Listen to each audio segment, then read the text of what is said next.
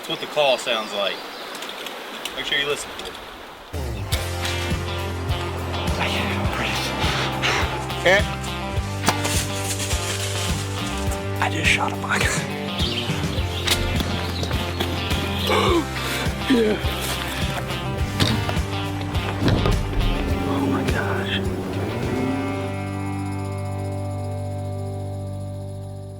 Alright folks, welcome back. Today, September 3rd, and I have some glyphosate mixed with water here.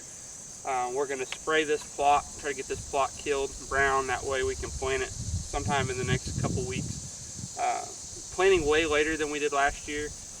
I think we were planted originally like a month before, but we had such a bad drought that I think I planted 2 or 3 more times before anything ever took, and that was just ryegrass. So this year we have an actual plot combination that we're going to try to get out here, and we're also trying to keep it from getting browsed down like crazy before we can actually hunt it. So that's why we're planting so much later this year. We're going to try it, we'll see how it goes, but for starters we got to spray it, and then the last half of this video will be the planting and all that.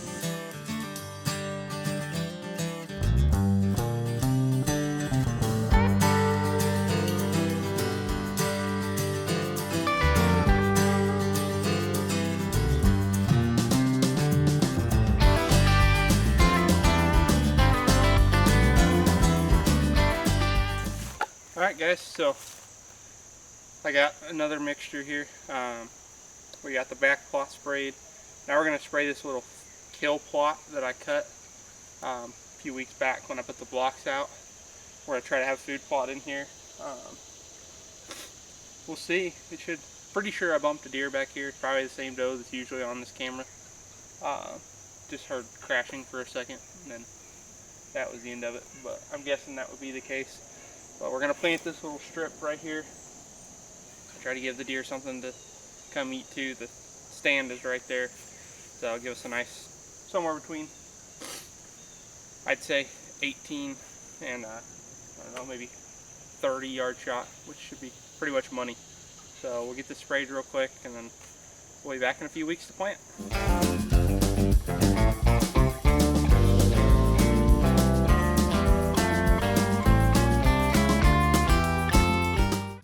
Alright guys, welcome back.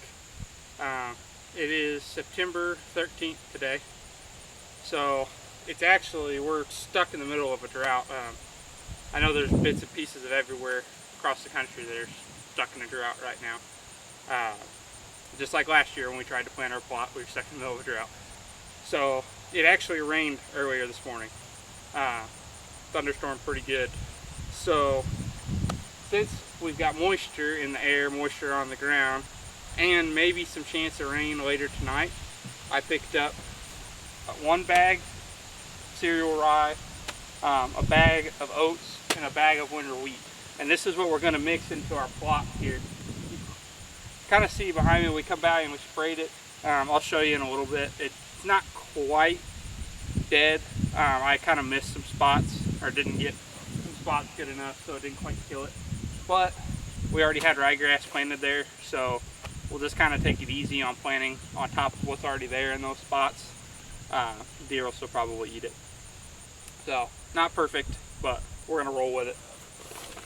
So, I also brought, we're going to try something a little different. My 2-gallon sprayer that I used with the herbicide in it, you know, with the glyphosate, I haven't filled up with water this time, so we're going to see if we can kind of walk back and forth and get some moisture on top of these seeds and kind of help them germinate. So it's not going to be a great test because it's going to rain hopefully again tonight anyway, but if it doesn't, maybe this will be a little bit of a backup plan that helps us get our plot growing, and then we'll see how it goes this season.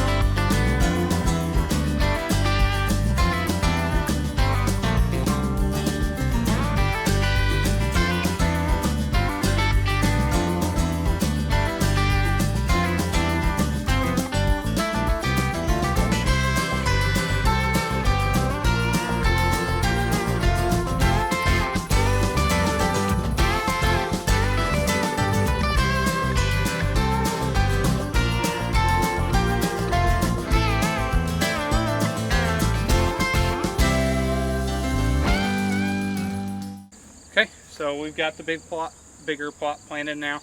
I'm going to run back, plant that little small kill plot that we've been working on, plant it real quick. I'm not going to mess with trying to water it. It's more shaded in there. I think it'll hold the moisture. Whereas out here, I think it'll dry out quicker. It does look promising. It's cloudy, it's still humid, stuff like that. So I think we should get some more rain tonight. And then next time you see me, we'll be here checking on the plots, making sure they're growing, seeing how that's all going. So hopefully good.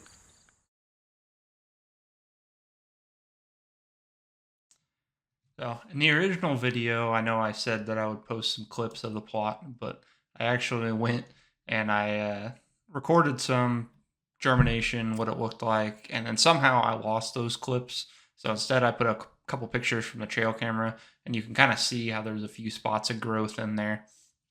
I actually, as I'm recording the audio for this, I went back today and I reseeded, and actually it looked really good. There was a lot of stuff growing up.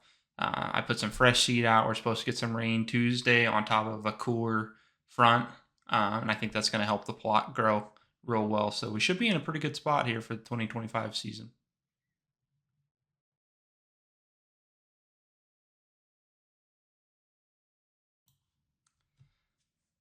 So for the second half of the video here, I want to do something a little different. We're going to go through the trail camera pictures, trail camera videos that I have of most of these bucks and this doe. And we're going to kind of gauge how many times I think I'm going to see him, what the chances are that I actually shoot him, all that. So like I said, we're going to start off with this doe.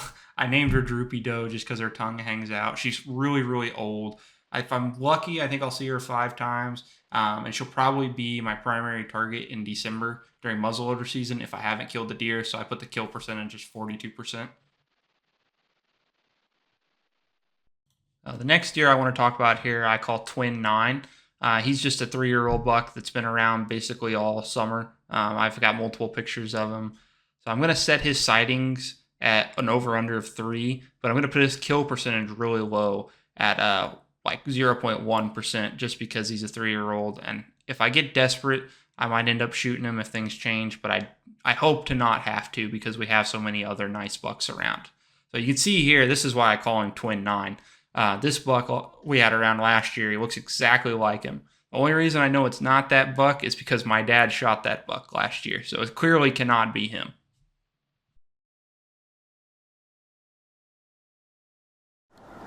Next buck is one that I have some history with. I call him Tight 8. You're going to see why in an up-close video here in a second.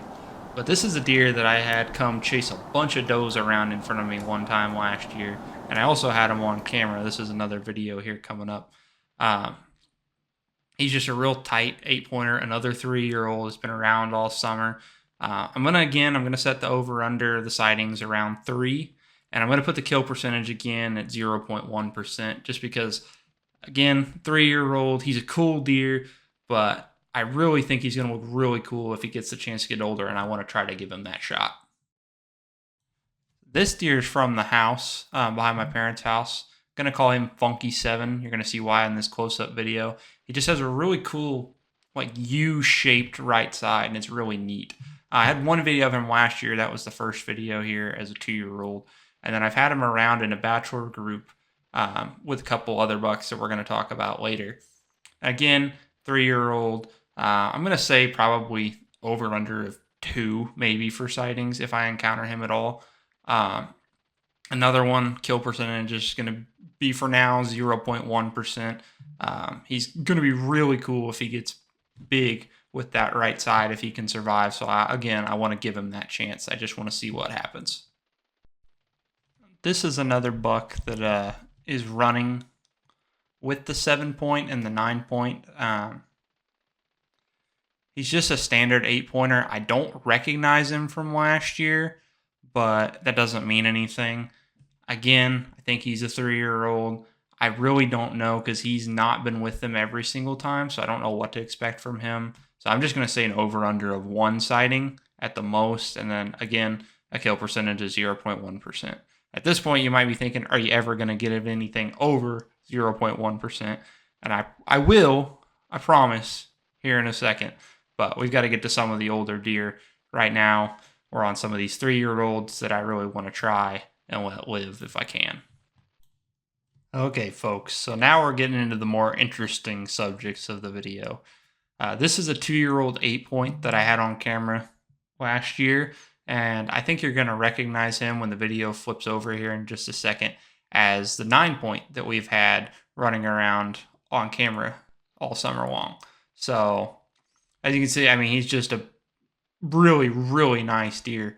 I'm very confident it is the same deer, and I really believe he's a 3-year-old. The difference here is he's a 3-year-old that's like way bigger than all the other 3-year-olds. So he's going to be a really, really tough pass. I will be shocked if I see him more than one time. So I'm going to set the over-under at 1. Honestly, I hope I don't see him more than one time. And if I do see him, I hope he's far away because he's going to be really, really hard deer to pass up. You can see the 7-point again. So I'm not going to put him at 0.1%. I think that's unrealistic. He's a nice deer. So I'm going to put him around, say, 10%. There's a 10% chance that I cave and shoot him. And I don't know how I couldn't if he gives me a chip shot because he is probably either close to it or the biggest deer that I've ever shot. So I'm honestly probably crazy for even considering passing him. But maybe he can sneak away for another year and I may not ever even see him. So we'll find out. This next deer I call Scar. I did not get him on camera until November 21st of last year, and then I got some pictures of him in January and February of last year, like he moved in after the season was over. And you can see in this next picture why I call him Scar. It was the only way I could recognize him because he actually was without velvet for a lot of the pictures, but he has that big fighting scar along his back, so it made it easy for me to watch him grow, and I knew he was the only one that was around. So here he is in June. There's another picture from July, so on and so forth. And I think this is a deer we have a really good chance of killing. I may only see him one time, but with where he lives, if I see a deer, they're usually in bow range. And he's 100% a shooter. He's 100% mature. And I really hope we get a crack at him. So with the way he's been around all year long, I'm going to give myself like a 40% chance of killing this deer. So this deer is the one that I probably have the most history with out of any of these deer in this video. I've had him on camera for 3 years now, a couple times in 2023, and then probably 12 or so times last year. He's another deer that, I'm going to put him an over-under of 1, and I've only had him on camera 2 times so far this year, but I'm going to put his kill percentage at around 25% or so. And the reason I'm going to do that, if I haven't already killed Scar, I have a very, very confident that this deer will be back around November 8th. That's when he showed up last year. And the 2 days that he showed up this year in the summer were very close to the 2 days that he showed up in the summer for me last year. So I think there's a little bit of a pattern going on there based off the rut and the does coming in heat. So I think if we're in there November 8th, we stand a good chance of encountering that buck. I don't even know where to start with this buck. I'm going to call him Heartbreaker because he pretty much broke my heart last year. He showed up out of nowhere on October 19th. It was 75 degrees and I was nowhere to be found. I had plans and he did too, apparently. And then not only did he do it to me once, he turned around and did it again in December. But he broke off all his tines and I, again, wasn't there. So as far as I know, this deer is alive, but I haven't relocated him on camera yet. So I'm going to have to give him an over-under of 1 for the sightings and then a kill percentage of 5%. To wrap things up here, we're going to talk about this 11-point. I don't know a whole lot about him. He just showed up in July on camera. He showed up every couple weeks since then, a lot of times in daylight or close to it. So as you can see, he showed up yesterday in daylight, and I wasn't hunting. There's a south wind. It wasn't worth blowing the spot out. It's hot right now, and he just happened to come through there. It is what it is. But I am going to give myself an over-under again of 1, and then a 20% chance to kill this deer because there is a chance that we kind of get lucky and run into him. He's not super patternable or anything like that, but I do think we have a chance to run into him. That's a wrap for today's video. I hope you guys enjoyed that segment. I really enjoyed making it. It's pretty fun to do, to go through all your trail camera pictures and all that stuff and just spend some time talking about these bucks and what you know about them. I hope you keep following us along here in the 2025 season. I think all 4 of us going to have a really good year. Should be pretty interesting to see. I wish you guys all the best of luck in your own seasons. And as Will always says, listen for the call.